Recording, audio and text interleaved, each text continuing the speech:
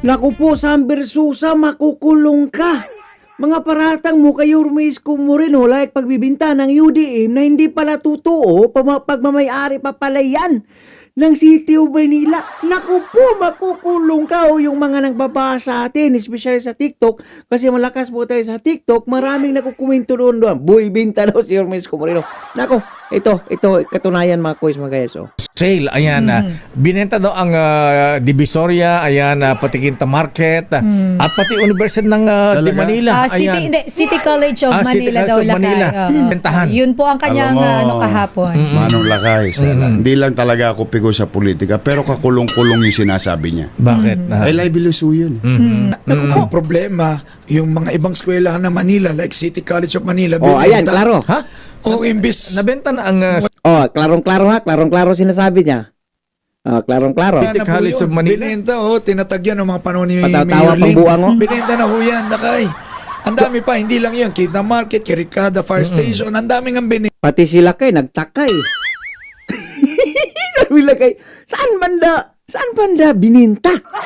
Naku po, talagang makukulong ito kung iyakin lang si Yormes Moreno, kung balat sibuyas pa. Naku po, may paglalagyan talaga itong animal na Samber Susa na to.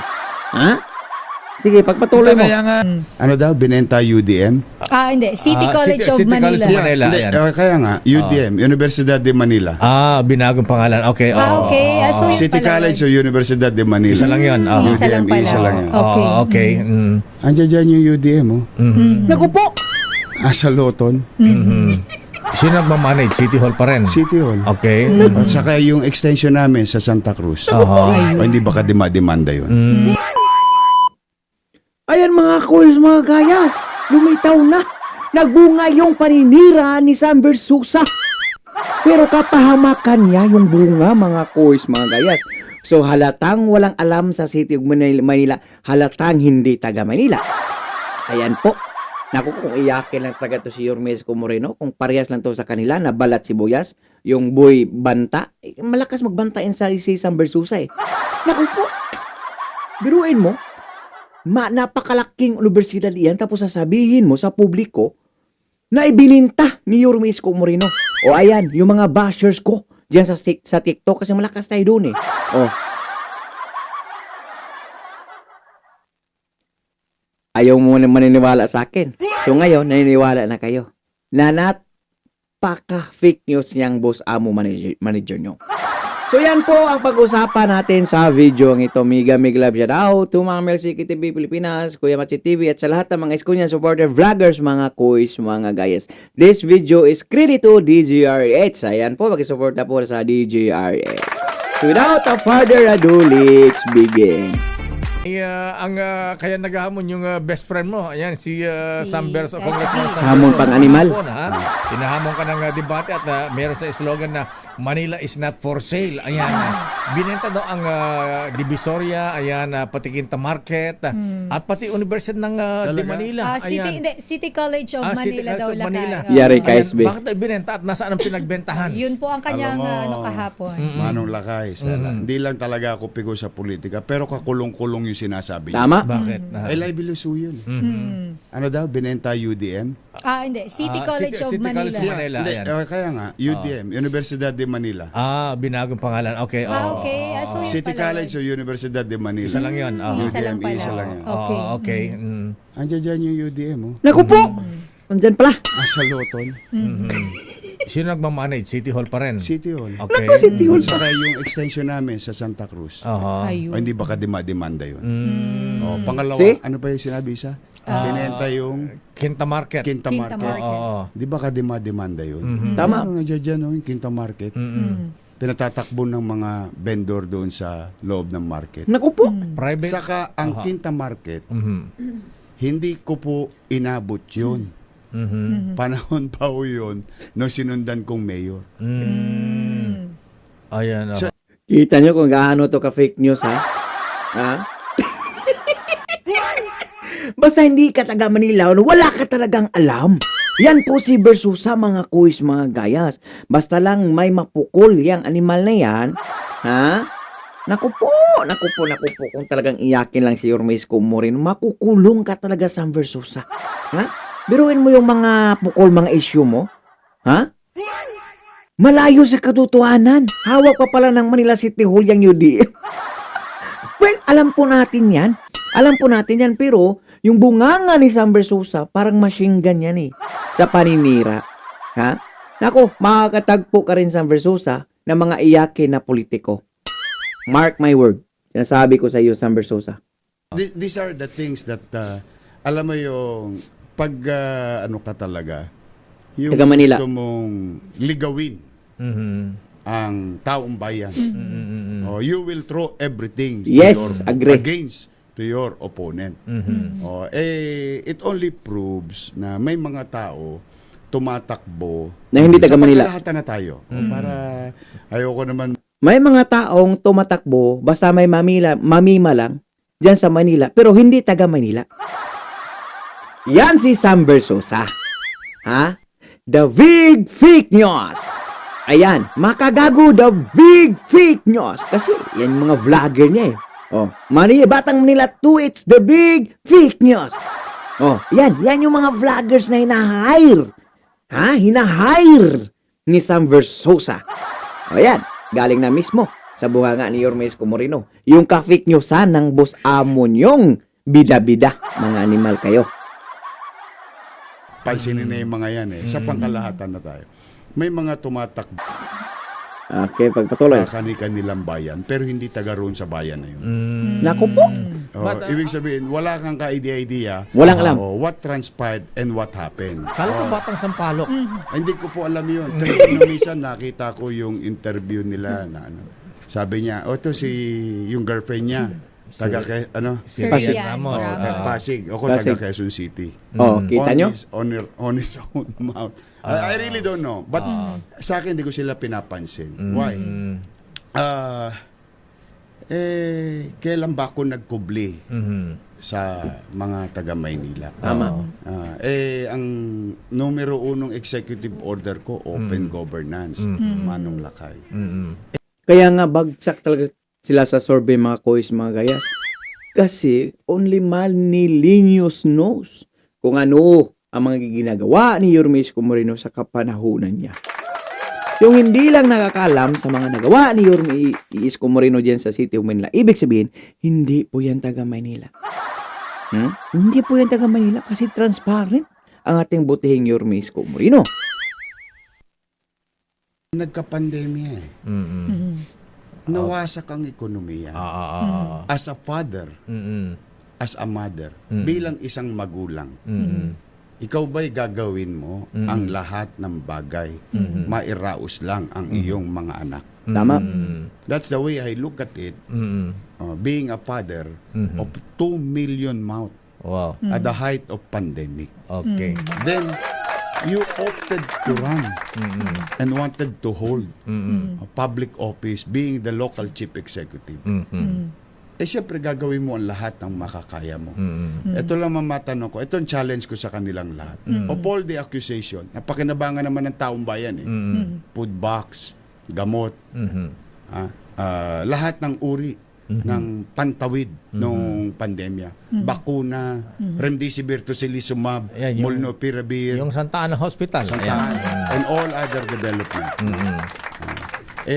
Ang tanong ko sa kanila, bakit walang nag-akusa dito, Manong Lakay, ng korupsyon? Big chick. Ayan. Nobody did. Oo. Nobody. Whether yung babae o yung isang Bida-bida. lalaking taga saan. Oo. Nobody. Thank you, si. Nobody. And at least ito, DCRH, saka record naman. Ayan. Walang nag-akusa ng korupsyon. Ayan. Oo. Bakit? Kasi may mga bagay sa paggogobyerno tulad ng isang magulang, ng isang ina't ama, maasim man ng suka, kailangan mong inumin. Ba? That's the way to do it. Grabe na version. Kailangan Malalim mong yun. panindigan yung obligasyon mo sa tao. Okay, Ang maganda naman dyan, basta ito lang po, makapaglalakad ako sa Mang Eskinita, Kalihon, Avenida, sa buong Manila. Matangos ang ilong at nakatasan mo ko. Isa lang ang masasabi ko, walang nagutom sa lungsod ng Maynila noong pandemya. Ayan, okay. Mayor, may itatanong pa ako sa iyo. Opo. Ayan, yun daw pinagbenta ng Divisoria at bakit inuna daw ang pagpapatay ng Manila Zoo kesa sa mga gamot, mga ospital. Ayan. Talagang hindi taga Maynila, no? Talagang diyan mo makita mga kois na walang alam talaga si SV sa Manila. Kasi kung taga Manila siya, tapos lagi siya nakasubaybay, no need na naitanong niya yan. Kasi alam ng Manilinyo eh. So, ibig sabihin, hindi siya Manilinyo, mga kois, mga gayas. Ha? Batang QC yan. Mga kois, mga gayas. Yung pabahay daw ng mga hindi naman daw mapupunta sa kanila pagka fully paid na. Oy, Pero sasagutin mo yan mamaya, Mayor, ha? Pero Babalik maganda tayo. yung tanong yun. Ha? Gusto ko yun. Magko-commercial lang kami. May ha? pabitin Ayan. to, Mayor eh. Ayan. Babalikan na. Ayan. Oras, Sister L. It's 9:31. Papaayos sa Manila Zoo kesa pangbigay ng gamot at pampapaayos ng mga ospital. Yan ang Nalulungkot. sabi ng bisita namin kahapon. Nalulungkot lang ako doon sa bisita nyo. Mukha talagang hindi taga Maynila. Bakit? Dalawang ospital po ginawa natin. Hindi naman pwede kailan. Nandoon nga po yung Baseco Hospital. Itinatag natin. 3 years nang tapos, 3 years nang sarado. Hindi pa bukas. Andito po sa Baseco ngayon, as we speak. Yung pong bagong ospital ng Maynila.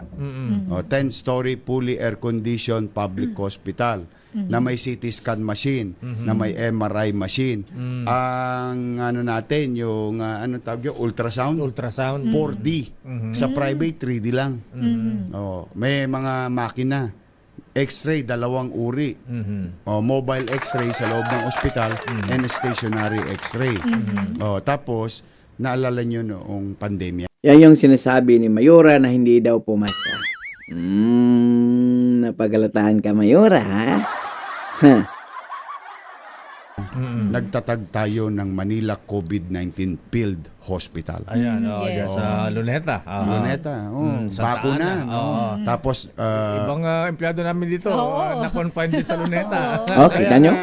dito na lang siguro sa DCRH at iba pang istasyon, yung mga empleyado natin na frontliners, no, nagbabalita, nagkanta COVID. They know it better than anybody else. Now, gamot, tayo nga lang ang may remdesivir, tocilizumab at molnupiravir. In fact, Wala ka daw ivermectin eh. Basta po, Limal na itong kung sino Versusa po na to. ang sinabi ng World Health Organization at the time, yun ang ginagamit natin. Okay. Yung pabahay naman. Yung pabahay Nagtayo ka daw naman ng mga po. building pagka daw nabayaran hindi na mapupunta sa kanila ang titulo. Opo, kasi po, ganito po yun. Yung Condominium 1, Condominium 2, Yeah. Binondominium 1, Basec Community, San Lazaro Residence, Pedro Hill Residence, at saka San Sebastian Residence. Ito yung mga pabahay katulad ng Singapore.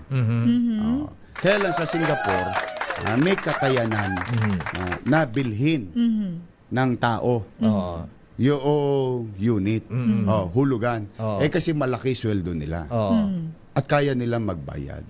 In our case, wala naman kakayanan ng squatter na magbayad ng what? 8,000, 15,000 isang buwan.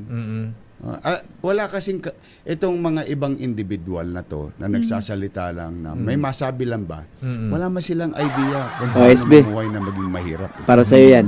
Nobody can afford. Kaya nga pabahay sa mahirap yan eh. Ngayon, sabi ko nung ginagawa ko yung batas, 2 things. How can I protect the taxpayers' money? Because it is the taxpayers who pays for that unit, for that building. Akala ko may amortization ng mga 2,000 mga ganyan. Yan. Then at the same time, how can we teach? Paano natin matuturuan ang ating mga kababayang mahirap na maging responsable na sila ay merong responsibilidad sa buhay nila. So that's why I came up with an idea. Pag ikaw ay beneficiary, wanto ka. Wanto sawa ka. Nobody can kick you out there. Now, magbabayad ka ng 2,000 pesos. Okay, sa next video po natin yan talakayin mga kois, mga gayas. So dito napapakita mga kois, mga gayas na yung ka-fake news. Saan? ni Sam Versosa, ubod po talaga. Ubod niyang ka-fake newsan. Ayan. Oh. Nabigla po sila kay nung sinabi ni Sam Versosa na pabida-bida na nabinta na raw. Mukhang magtataka yata ang Manilinyo niyan at ang administrasyon ng UDM dahil hawak pa sila ng City of Maynila, mga kuys, mga gayas. Diyan pa lang mga kuys, wala na. Talo na sila mga kuys, mga gayas. At dyan pa lang, kung iyakin pa ang ating buting Yormes Comorino, makukulong talagang mga Himalayan mga kuys, mga gayas. Oh? Nagpapakita lang po sila na wala po silang alam sa City of Manila. So, ibig sabihin, hindi sila taga Maynila. Kasi wala silang alam eh. Ha? Manilinyo, alam nila ang lahat ng mga ginagawa ni Yormes Comorino sa kapanahunan niya. Yung walang alam lang dyan, yung may mamima lang, may masasabi lang, yung panay pukol, panay paninira lamang kay Yormes Comorino na walang kabuluhan. Dito natin makita yung kwentong may kwenta. Mga kuys, mga kayas. Kita mo, pag sila ini-interview, puro na lang utang, puro benta, divisoria, UDM, ayan, puro ka-fake newsan, mga kuys, mga kayas. So, pakikomento po ng iyong mga opinion o reaksyon sa comment section ng ating video. So for now, I'm God, Manila, God first, God bless all, peace, bye-bye. Our hearts beat to the city streets. We began to feel the fire. We rise like tall buildings.